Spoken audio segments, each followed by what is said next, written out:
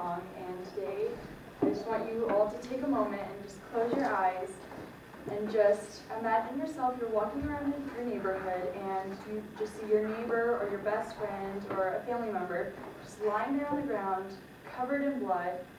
You don't know the cause of it, you don't know anything, there's no like gunshot wound, there's no like anything to like indicate what could have killed your friend or your family or the person lying there on the ground. And this imagination that you have right now is reality in West Africa right now. Today I'm going to be talking to you about what Ebola is, how it's transmitted, the medical attention that's provided to these areas, and the effects it has had on society. And so what Ebola is, it's a strain of virus from the Ebola virus, and there's 5 different strains, and the strain that is causing most of these cases in West Africa is the Zaire strain. And so a lot of these symptoms include like fever, sore throat, muscle pain, headache, vomiting, diarrhea, and hemorrhaging. And hemorrhaging is internal and external bleeding, and so that's why a lot of times like you'll see like these graphic pictures of people just kind of like lying there in blood, and that's what that is. And so the Ebola virus began in late 2013 and early 2014. And according to the CDC, the first like real human case of this decade was a 2-year-old little boy in New Guinea, or just Guinea.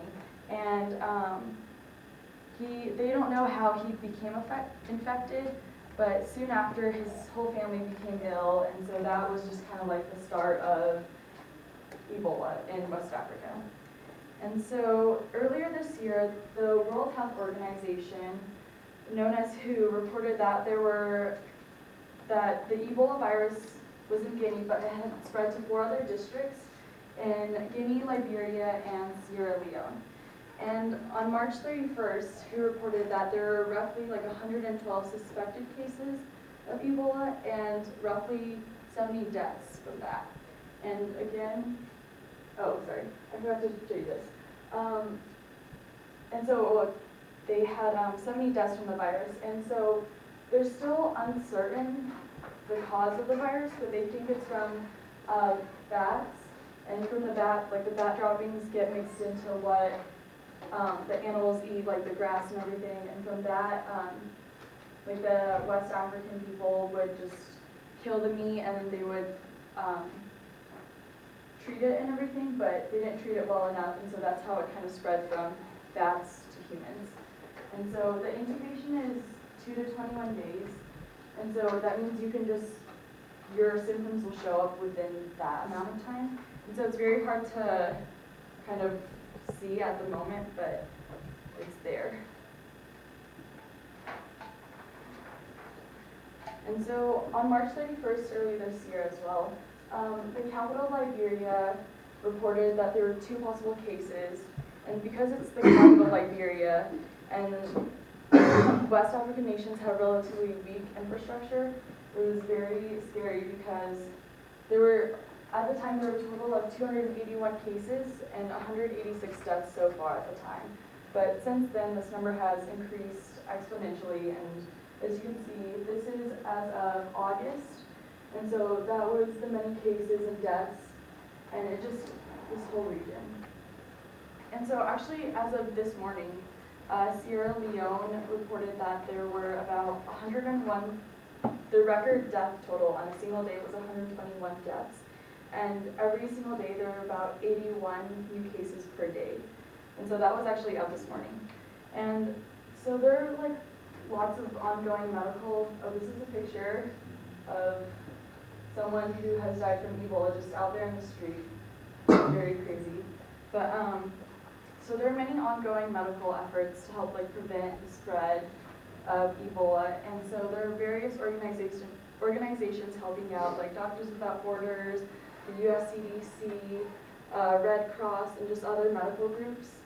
And so along with other medical groups going in, there are a lot of doctors as well just going in by themselves and volunteering.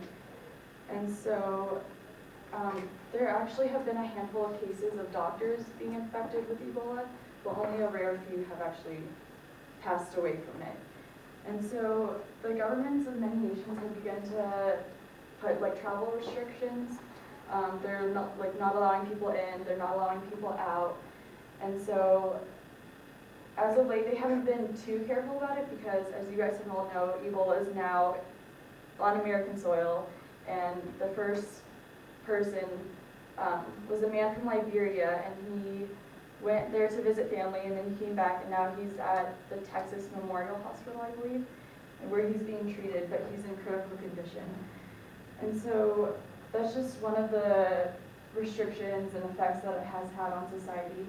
Another effect Ebola has had on society is just the devastating economical effect.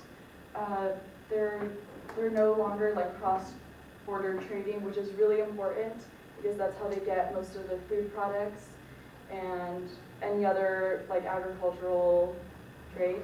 And so the price of food has increased by over 150% this past year due to the lack of cross-border trade.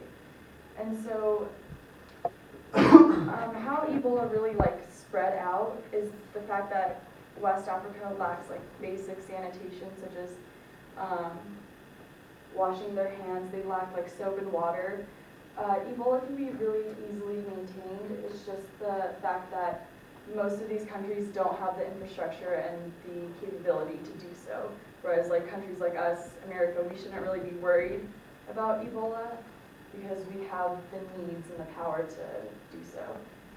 And so according to CNN, Sierra Leone has actually had to use their treasury bills to help pay for this battle against Ebola. And so I know that Ebola is really scary and it sounds really scary, and now it's here in America, and I think that a lot of people are freaking out, but the thing with Ebola is as long as you don't touch someone who's infected, or you don't touch their feces, you don't touch their saliva, their sweat, anything like that, you're fine. And I think everyone kind of doesn't realize that. It's not a contagious disease, but it is very infectious. And so I just urge you all to just be safe, be informed about this, because now it's on American soil and everyone's freaking out, but you don't have to because it's not going to kill you. And so that is what the Ebola virus is, and